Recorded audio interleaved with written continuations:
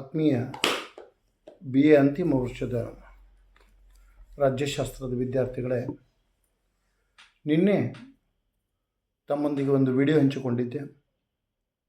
ಅದರಲ್ಲಿ ಸಾರ್ವಜನಿಕ ನೀತಿಯನ್ನು ರೂಪಿಸುವಲ್ಲಿ ಶಾಸಕಾಂಗದ ಪಾತ್ರದ ಬಗ್ಗೆ ವಿಸ್ತೃತ ಚರ್ಚೆಯನ್ನು ಮಾಡಿದ್ದೆ.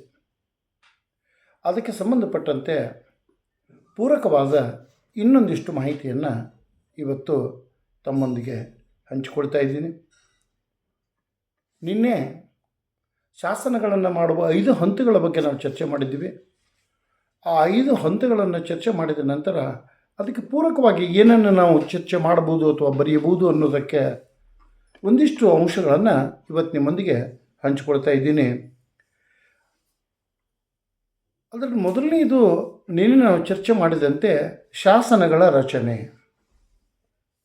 ನಾನು ನಿನ್ನೆ ನಿಮಗೆ ಹೇಳಿದ್ದೆ, ಶಾಸಕಾಂಗವು ಶಾಸನಗಳನ್ನು ರಚಿಸುವ ಒಂದು ಕಾರ್ಖಾನೆ ಇದ್ದಂತೆ ಅಂತೇಳಿ. ಈ ಶಾಸನಗಳೇ ನೀತಿಗಳು ಅನ್ನೋದನ್ನು ನಾವು ನೆನಪಿನಲ್ಲಿಟ್ಕೊಳ್ಬೇಕು.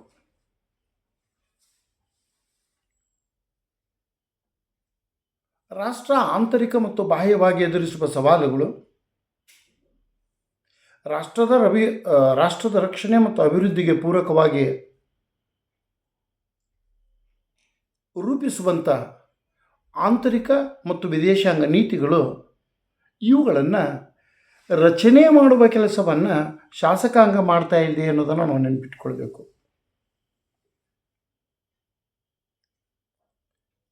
ಆಂತರಿಕ ಮತ್ತು ಬಾಹ್ಯ ಎರಡೂ ನೀತಿಗಳ ಬಗ್ಗೆ ನಾವು ಚರ್ಚೆ ಮಾಡಬೇಕು. ಶಾಸಕಾಂಗವು ರಾಷ್ಟ್ರದ ಆಡಳಿತಕ್ಕೆ ಸಂಬಂಧಪಟ್ಟಂತೆ, ರಾಷ್ಟ್ರದಲ್ಲಿ ಕಾನೂನು ಸುವ್ಯವಸ್ಥೆಯನ್ನು ಕಾಪಾಡುವುದಕ್ಕೆ ಸಂಬಂಧಪಟ್ಟಂತೆ, ಶಾಂತಿ ಸುವ್ಯವಸ್ಥೆಯ ಸಂಬಂಧಪಟ್ಟಂತೆ, ಅಭಿವೃದ್ಧಿಗೆ ಸಂಬಂಧಪಟ್ಟಂತೆ ಕೆಲವು ಆಂತರಿಕ ನೀತಿಗಳನ್ನು ರೂಪಿಸಿದರೆ, ಅದೇ ವೇಳೆಗೆ ವಿದೇಶಗಳೊಂದಿಗೆ ಸಂಬಂಧಗಳನ್ನು, ಏನು ವಿದೇಶ ವ್ಯವಹಾರ ಅಥವಾ ವಿದೇಶ ನೀತಿ ಅಂತ ಕರಿತಾ ಇದ್ದೀವಿ, ಈ ವಿದೇಶ ನೀತಿಯನ್ನು ರೂಪಿಸುವ ಕೆಲಸವನ್ನು ಕೂಡ ಶಾಸಕಾಂಗ ಮಾಡ್ತಾ ಇದೆ ಅನ್ನೋದನ್ನು ನಾವು ನೆನಪಿಟ್ಕೊಳ್ಬೇಕು.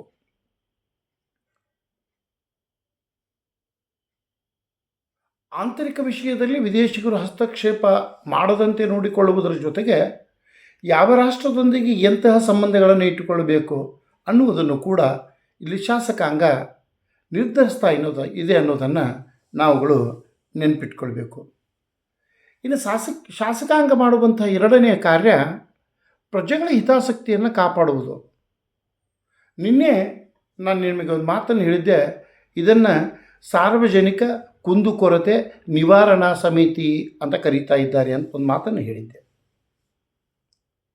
ಅದರ ಜೊತೆಗೆ ದೇಶದ ವಿವಿಧ ಭಾಗಗಳಿಂದ, ಈ ವಿವಿಧ ವರ್ಗಗಳಿಂದ, ವಿವಿಧ ಪಂಗಡ ಮತ್ತು ಸಮುದಾಯಗಳಿಂದ ಬಂದಂಥ ಪ್ರತಿನಿಧಿಗಳು ತಮ್ಮ ಕ್ಷೇತ್ರಕ್ಕೆ ಸಂಬಂಧಪಟ್ಟಂತಹ ಸಮಸ್ಯೆಗಳನ್ನು ಸದನದಲ್ಲಿ ಎತ್ತಾ ಇದ್ದಾರೆ ಅನ್ನೋದರ ಬಗ್ಗೆ ಕೂಡ ಹೇಳಿದ್ದೆ.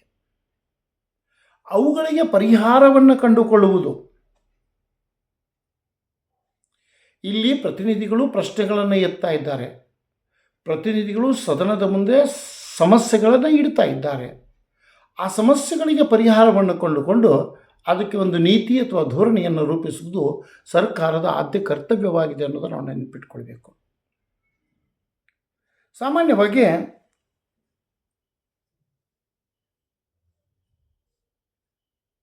ಈ ಸಮಸ್ಯೆಗಳು ಅಂತ ಏನು ಕರೀತಾ ಇದ್ದೀವಿ, ಅಥವಾ ಪ್ರಜೆಗಳ ಕುಂದುಕೊರತೆಗಳು ಅಂತ ಏನು ಕರೀತಾ ಇದ್ದೀವಿ, ಅವುಗಳು ಸಂಕೀರ್ಣವಾಗಿದ್ದಾವೆ, ಒಂದು ಪ್ರದೇಶದಿಂದ ಮತ್ತೊಂದು ಪ್ರದೇಶಕ್ಕೆ ಭಿನ್ನವಾಗಿದ್ದಾವೆ ಅನ್ನೋದ್ರ ಬಗ್ಗೆ ಕೂಡ ನಿನ್ನೆ ಚರ್ಚೆ ಮಾಡಿದ್ದೀವಿ.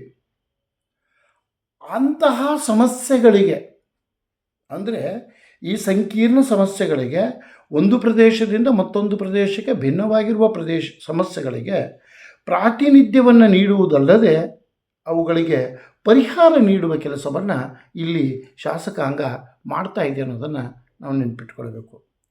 ಮೂರನೇದಾಗಿ ಮೇಲ್ವಿಚಾರಣಾ ಕಾರ್ಯವನ್ನು ಕೂಡ ಶಾಸಕಾಂಗ ಮಾಡ್ತಾ ಇದೆ. ಕೇವಲ ಒಂದು ನೀತಿ ಅಥವಾ ಧೋರಣೆಯನ್ನು ರೂಪಿಸಿದರೆ ಸಾಲದು.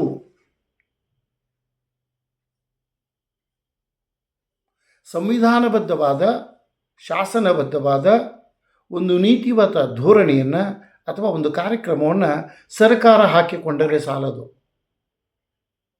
ಸರ್ಕಾರ ತಾನು ರೂಪಿಸಿದಂಥ ನೀತಿ ಅಥವಾ ಧೋರಣೆ ಇಲ್ಲ ಒಂದು ಕಾರ್ಯಕ್ರಮ ಅಥವಾ ಯೋಜನೆ ಪ್ರಜೆಗಳಿಗೆ ತಲುಪ್ತಾ ಇದೆಯೋ ಇಲ್ಲವೋ ಅನ್ನೋದನ್ನು ನೋಡುವ ಕೆಲಸವನ್ನು ಮಾಡಬೇಕಾಗ್ತಾ ಇದೆ. ಇದಕ್ಕೆ ನಾವು ಮೇಲ್ವಿಚಾರಣಾ ಕಾರ್ಯ ಅಂತ ಕರಿತಾ ಇದ್ದೀವಿ.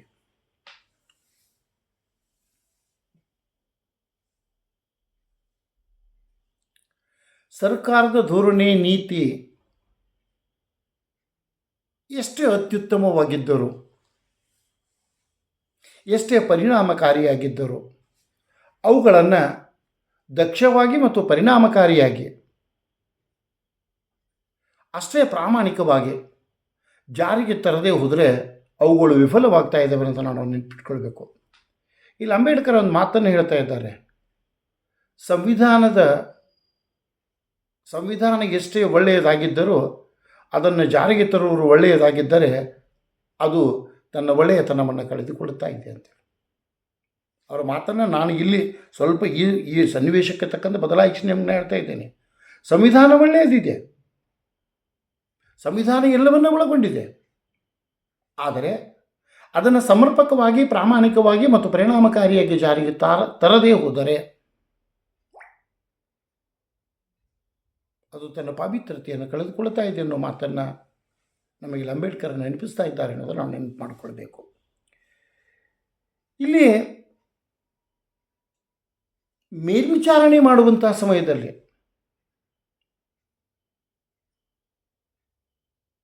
ಜನರ ಸಮಸ್ಯೆಗಳ, ಕುಂದುಕೊರತೆಗಳ, ಅವಶ್ಯಕತೆಗಳ, ಬೇಡಿಕೆಗಳ ಪೂರೈಕೆ ಅಂತ ಏನು ಕರೀತಾ ಇದ್ದೀವಿ ಅಥವಾ ನಿರ್ವಹಣೆ ಅಂತ ಏನು ಕರಿತಾ ಇದ್ದೀವಿ, ಮ್ಯಾನೇಜ್ಮೆಂಟ್ ಆಫ್ ದ ಪ್ರಾಬ್ಲಮ್ಸ್ ಅಂತ ಏನು ಕರಿತಾ ಇದ್ದೀವಿ, ಅವುಗಳನ್ನು ಸಮರ್ಪಕವಾಗಿ ಮಾಡ್ತಾ ಇದೆಯೋ ಇಲ್ಲವೋ ಸಂಬಂಧಪಟ್ಟ ಇಲಾಖೆ, ಸಂಬಂಧಪಟ್ಟ ವಿಭಾಗ ಅಥವಾ ಶಾಖೆ ಅಥವಾ ವ್ಯಕ್ತಿ ಸಮರ್ಪಕವಾಗಿ ನಿರ್ವಹಿಸ್ತಾ ಇದ್ದಾರೋ ಇಲ್ಲವೋ ಅನ್ನುವುದರ ಮೇಲ್ವಿಚಾರಣೆಯನ್ನು ಇದು ಮಾಡಬೇಕು. ಒಂದು ವೇಳೆ ಅವು ಸಮರ್ಪಕವಾಗಿ ಜಾರಿಗೆ ಆಗದೆ ಹೋದರೆ ಅಥವಾ ಸಂಬಂಧಪಟ್ಟ ಫಲಾನುಭವಿಗಳಿಗೆ ತಲುಪದೇ ಹೋದರೆ ಅದರ ಮೇಲೆ ಕ್ರಮ ಕೈಗೊಳ್ಳುವ ಅಧಿಕಾರ ಕೂಡ ಶಾಸಕಾಂಗಕ್ಕಿದೆ ಅನ್ನೋದನ್ನು ನಾವು ನೆನಪಿಟ್ಟುಕೊಳ್ಬೇಕು. ಇನ್ನು ಸಾರ್ವಜನಿಕ ನೀತಿ ಧೋರಣೆಯಲ್ಲಿ ಶಾಸಕಾಂಗದ ಇನ್ನೊಂದು ಪಾತ್ರ ಬಜೆಟ್ನ ನಿಯಂತ್ರಣ. ಬಜೆಟ್ ಅಂದರೆ ನಾವು ಆಯವ್ಯಯ ಪತ್ರ ಅಂತ ಕರಿತಾ ಇದ್ದೀವಿ. ಸರ್ಕಾರದ ಬರುವ ವರ್ಷದ ಅಂದಾಜು ಆದಾಯ ಮತ್ತು ಖರ್ಚುಗಳ ಪಟ್ಟಿಯೇ ಬಜೆಟ್ ಅಂತ ಕನ್ನಡದಲ್ಲಿ ಹೇಳ್ತಾ ಇದ್ದೀವಿ. ಬರುವ ವರ್ಷ ಅಂದರೆ ಮುಂದಿನ ವರ್ಷ ಸರ್ಕಾರಕ್ಕೆ ಎಷ್ಟು ಆದಾಯ ಬರಬಹುದು, ಎಷ್ಟು ಖರ್ಚಾಗ್ಬೋದು ಅನ್ನೋದನ್ನು ಸಿದ್ಧಪಡಿಸುವುದೇ ಬಜೆಟ್. ಇಲ್ಲಿ ನಾವು ಒಂದು ಮಾತನ್ನು ನೆನಪಿಟ್ಕೊಳ್ಬೇಕು, ಹಣವಿಲ್ಲದೆ ಸರ್ಕಾರದ ಯಾವುದೇ ಕಾರ್ಯ ನಡೆಯುವುದಿಲ್ಲ. ಹಣವಿಲ್ಲದೆ ಸರ್ಕಾರದ ಯಾವುದೇ ಕಾರ್ಯ ನಡೆಯುವುದಿಲ್ಲ. ಕಾಂಚಾನಂ ಕಾರ್ಯಸಿದ್ಧಿ. ಎಲ್ಲ ಕೆಲಸಗಳಿಗೂ ಕಾಂಚಾನ ಅಥವಾ ಹಣ ಬೇಕು. ಆ ಹಣವನ್ನು, ಆ ಸಂಪನ್ಮೂಲವನ್ನು, ಆ ಆಯವನ್ನು ಯಾವ ಮೂಲದಿಂದ ಶೇಖರಿಸಬೇಕು ಅನ್ನುವುದನ್ನು ಕೂಡ ಸರ್ಕಾರ ಇಲ್ಲಿ ನಿರ್ಧರಿಸ್ತಾ ಇದೆ. ಅದಕ್ಕೆ ಸಂಬಂಧಪಟ್ಟಂಥ ಒಂದು ಸಾರ್ವಜನಿಕ ನೀತಿಯನ್ನು ರೂಪಿಸ್ತಾ ಇದೆ. ಅರ್ಥಶಾಸ್ತ್ರದ ವಿದ್ಯಾರ್ಥಿಗಳು ಇದಕ್ಕೆ ಪ್ರತ್ಯಕ್ಷ ಮತ್ತು ಪರೋಕ್ಷ ತೆರಿಗೆ ಅಂತ ಕರೀತಾ ಇದ್ದಾರೆ. ಪ್ರತ್ಯಕ್ಷ ಮತ್ತು ಪರೋಕ್ಷ ತೆರಿಗೆಗಳ ಮೂಲಕ ಸರ್ಕಾರ ತನ್ನ ಆಯವನ್ನು ಕ್ರೋಢೀಕರಿಸಿಕೊಳ್ತಾ ಇದೆ, ಸಂಪನ್ಮೂಲಗಳನ್ನು ಕ್ರೋಢೀಕರಿಸಿಕೊಳ್ತಾ ಇದೆ. ಇನ್ನು ಕೇವಲ ಸಂಪನ್ಮೂಲಗಳ ಕ್ರೋಢೀಕರಣ ಆದರೆ ಸಾಲದು. ಶೇಖರಣೆಯಾದಂಥ ಸಂಪನ್ಮೂಲವನ್ನು ಸಾರ್ವಜನಿಕರಿಗಾಗಿ ಯಾವ ರೀತಿ ವ್ಯಯ ಮಾಡಬೇಕು, ಆಯ ಬಂತು ಇಲ್ಲಿ ವ್ಯಯ ಮಾಡಬೇಕು ಅಂದರೆ ಆದಾಯ ಬಂದಿದೆ ಅದನ್ನು ಯಾವ ರೀತಿ ಖರ್ಚು ಮಾಡಬೇಕು ಅನ್ನೋದನ್ನು ಕೂಡ ಶಾಸಕಾಂಗ ನಿರ್ಧರಿಸ್ತಾ ಇದೆ. ಇಲ್ಲಿ ವಿದ್ಯಾರ್ಥಿಗಳು ಒಂದು ಮಾತನ್ನು ನೆನಪಿಟ್ಕೊಳ್ಬೇಕು, ಶಾಸಕಾಂಗದ ಒಪ್ಪಿಗೆ ಅಥವಾ ಅನುಮೋದನೆ ಇಲ್ಲದೆ ಸರ್ಕಾರ ಒಂದು ಪೈಸೆ ಹಣವನ್ನು ಅಥವಾ ಸಂಪನ್ಮೂಲವನ್ನು ಶೇಖರಣೆ ಮಾಡುವಂತೆಯೂ ಇಲ್ಲ, ಇದ್ದ ಹಣವನ್ನು ಖರ್ಚು ಮಾಡುವಂತೆಯೂ ಇಲ್ಲ. ಅಂದರೆ ಸಂಪನ್ಮೂಲಗಳ ಕ್ರೋಢೀಕರಣ ಅಥವಾ ಶೇಖರಣೆಗೆ ಹಾಗೂ ಕ್ರೋಢೀಕೃತಗೊಂಡ ಸಂಪನ್ಮೂಲಗಳನ್ನು ಖರ್ಚು ಮಾಡಲಿಕ್ಕೆ ಶಾಸಕಾಂಗದ ಒಪ್ಪಿಗೆ ಬೇಕು ಅನ್ನೋದನ್ನು ನಾವು ನೆನಪಿಟ್ಕೊಳ್ಬೇಕಾಗ್ತಾ ಇದೆ.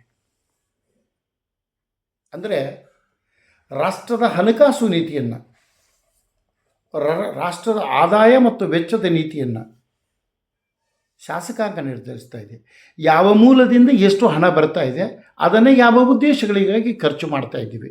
ಅಂದರೆ ಶಿಕ್ಷಣಕ್ಕೆ ಎಷ್ಟು, ರಸ್ತೆ ಸಾರಿಗೆಗೆ ಎಷ್ಟು, ಆರೋಗ್ಯಕ್ಕೆ ಎಷ್ಟು, ಮಹಿಳಾ ಮತ್ತು ಮಕ್ಕಳ ಕಲ್ಯಾಣ ಇಲಾಖೆಗೆ ಎಷ್ಟು, ರಕ್ಷಣೆಗೆ ಎಷ್ಟು, ಈ ರೀತಿ ಯಾವ ಇಲಾಖೆಗೆ ಎಷ್ಟು ಖರ್ಚು ಮಾಡಬೇಕು ಅನ್ನೋದನ್ನು ನಿರ್ಧಾರ ಕೂಡ ಇದೆ ಮಾಡ್ತಾ ಇದೆ. ಯಾವ್ಯಾವ ಬಾಬುಗಳಿಂದ ಅಥವಾ ಯಾವ್ಯಾವ ಮೂಲಗಳಿಂದ ಎಷ್ಟೆಷ್ಟು ಹಣ ಬರ್ತಾ ಇದೆ ಅನ್ನೋದನ್ನು ಕೂಡ ಇದು ನಿರ್ಧರಿಸ್ತಾ ಇದೆ. ಅಂದರೆ ನಮ್ಮ ರಾಷ್ಟ್ರದ ಹಣಕಾಸಿನ ವ್ಯವಸ್ಥೆಯನ್ನು ಇದು ನಿಯಂತ್ರಿಸ್ತಾ ಇದೆ. ಅದಕ್ಕೆ ಹೇಳ್ತಾ ಇದ್ದಾರೆ, it is a manager of national purse ಅಂತ, ರಾಷ್ಟ್ರೀಯ ಆದಾಯದ ನಿರ್ವಾಹಕ. It is a manager of national purse ಅಂತ ಹೇಳ್ತಾ ಇದ್ದಾರೆ. ಇನ್ನು ಶಾಸಕಾಂಗ ಸಾರ್ವಜನಿಕ ನೀತಿ ರೂಪಿಸುವಲ್ಲಿ ವಹಿಸುವ ಇನ್ನೊಂದು ಪಾತ್ರ ಏನಪ್ಪ ಅಂತಂದರೆ ಅಲ್ಪಸಂಖ್ಯಾತರ ರಕ್ಷಣೆ. ಇವತ್ತು ಪ್ರತಿಯೊಂದು ರಾಷ್ಟ್ರ ಎದುರಿಸುತ್ತಿರುವಂಥ ಅತ್ಯಂತ ಕಠಿಣ ಮತ್ತು ಕ್ಲಿಷ್ಟಕರವಾದಂಥ ಒಂದು ಸೀರಿಯಸ್ ಪ್ರಾಬ್ಲಮ್ ಅಂತ ಏನು ಹೇಳ್ತಾ ಇದ್ದೀವಿ, ಅದು ಅಲ್ಪಸಂಖ್ಯಾತರ ಸಮಸ್ಯೆ. ಈ ಅಲ್ಪಸಂಖ್ಯಾತರ ಹಿತರಕ್ಷಣೆಯನ್ನು ಮಾಡುವುದು, ಆ ಅಲ್ಪಸಂಖ್ಯಾತರಿಗೆ ಸಂಬಂಧಪಟ್ಟಂಥ ನೀತಿ ಮತ್ತು ಧೋರಣೆಗಳನ್ನು ರೂಪಿಸುವುದು, ಅಲ್ಪಸಂಖ್ಯಾತರಿಗೆ ಅವಶ್ಯಕವಿರುವಂಥ ಸೌಲಭ್ಯ ಸೌಕರ್ಯಗಳನ್ನು ನೀಡುವುದು, ಅದಕ್ಕೆ ಸಂಬಂಧಪಟ್ಟಂಥ ನೀತಿ ಮತ್ತು ಧೋರಣೆಗಳನ್ನು ರೂಪಿಸುವುದು ಶಾಸಕಾಂಗದ ಕಾರ್ಯ ಅನ್ನೋದನ್ನು ನಾವು ಮರೆಯಬಾರದು.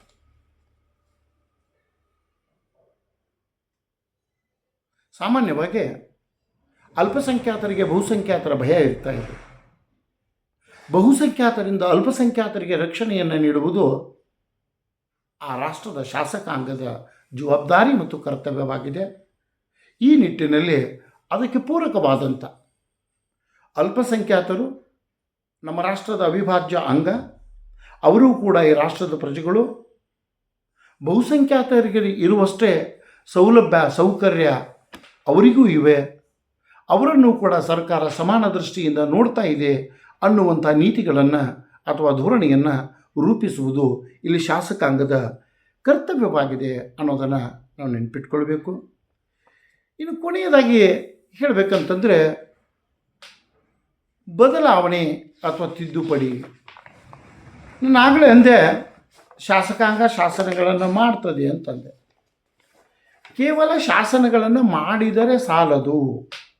ಮಾಡಿದಂಥ ಶಾಸನಗಳಲ್ಲಿ ಸಮಯಕ್ಕೆ ತಕ್ಕಂತೆ, ಅವಶ್ಯಕತೆ ಮತ್ತು ಪರಿಸ್ಥಿತಿಗೆ ತಕ್ಕಂತೆ ಬದಲಾವಣೆಗಳನ್ನು ಮಾಡುವುದು ಅವಶ್ಯಕ. ಅದರ ಬಗ್ಗೆ ನಾವು ಈಗಾಗಲೇ ಕ್ಲಾಸ್ನಲ್ಲಿ ಬಹಳಷ್ಟು ಬಾರಿ ಚರ್ಚೆ ಮಾಡಿದ್ದೀವಿ.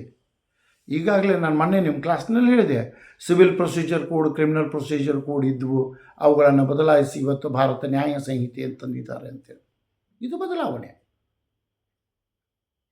ಮಹಿಳೆಯರಿಗೆ ಮೀಸಲಾತಿ ಇರಲಿಲ್ಲ, ಮಹಿಳಾ ಮೀಸಲಾತಿಯನ್ನು ತಂದಿದ್ದಾರೆ, ಇದು ಬದಲಾವಣೆ. ಸಂವಿಧಾನದ 370ನೇ ವಿಧಿ ರದ್ದುಪಡಿಸಿದ್ದಾರೆ, ಇದು ಬದಲಾವಣೆ, ಇದು ತಿದ್ದುಪಡಿ. ಅದೇ ವೇಳೆಗೆ ಕೆಲ ವರ್ಗ ಮತ್ತು ಕೆಲ ಪಂಗಡಗಳಿಗೆ ವಿಶೇಷ ಸೌಕರ್ಯ ಮತ್ತು ಸವಲತ್ತುಗಳನ್ನು ಕೊಡಲಿಕ್ಕೆ ಅವಕಾಶಗಳನ್ನು ಮಾಡಿಕೊಟ್ಟಿದ್ದಾರೆ, ಅದು ಕೂಡ ಬದಲಾವಣೆ. ಅಂದರೆ ಓ ವಿ ರಾಯನ ಕಾಲದಲ್ಲಿ ಮಾಡಿದಂಥ ಶಾಸನಗಳನ್ನು ಇವತ್ತಿಗೂ ಪಾಲಿಸಬೇಕು ಅಂತಿಲ್ಲ. ಅಂದು ಮಾಡಿದ ಶಾಸನಗಳು ಇಂದು ಅಪ್ರಸ್ತುತ ಅನಿಸಿದರೆ, ಅಥವಾ ಅಂದಿನ ಶಾಸನಗಳಲ್ಲಿ ಇಂದಿನ ಸಮಸ್ಯೆಗೆ ಸ್ಪಂದಿಸುವ ಸಾಮರ್ಥ್ಯ ಮತ್ತು ಶಕ್ತಿ ಇಲ್ಲಾದರೆ ಅದನ್ನು ತಿದ್ದುಪಡಿ ಮಾಡುವ, ಅದನ್ನು ಬದಲಾಯಿಸುವ ಅಧಿಕಾರ ಇದಕ್ಕಿದೆ, ಶಾಸಕಾಂಗಕ್ಕಿದೆ. ಇದನ್ನೂ ಕೂಡ ಒಂದು ನೀತಿ ಅಂತ ಕರೀತಾ ಇದ್ದೀವಿ. ಅಂದರೆ ಇದ್ದ ಶಾಸನಗಳಲ್ಲಿ ಬದಲಾವಣೆ ಮಾಡುವ, ಅವಶ್ಯಕತೆ ಪರಿಸ್ಥಿತಿ ಪ್ರಸಂಗಕ್ಕೆ ಅನುಗುಣವಾಗಿ ಅನುಪಯುಕ್ತ ಶಾಸನಗಳನ್ನು ರದ್ದುಪಡಿಸುವ ಅಥವಾ ಆ ಶಾಸನಗಳಲ್ಲಿ ಕೆಲವು ಬದಲಾವಣೆಗಳನ್ನು ತರುವ ಅಧಿಕಾರ ಶಾಸಕಾಂಗಕ್ಕಿದೆ.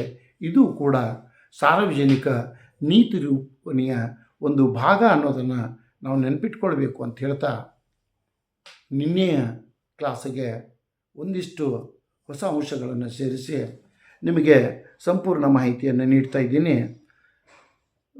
ಮುಂದಿನ ಕ್ಲಾಸ್ನಲ್ಲಿ ಸಾರ್ವಜನಿಕ ನೀತಿಯಲ್ಲಿ ಕಾರ್ಯಾಂಗದ ಪಾತ್ರ ಈ ವಿಷಯದ ಮೇಲೆ ನಾವು ಚರ್ಚೆ ಮಾಡೋಣ.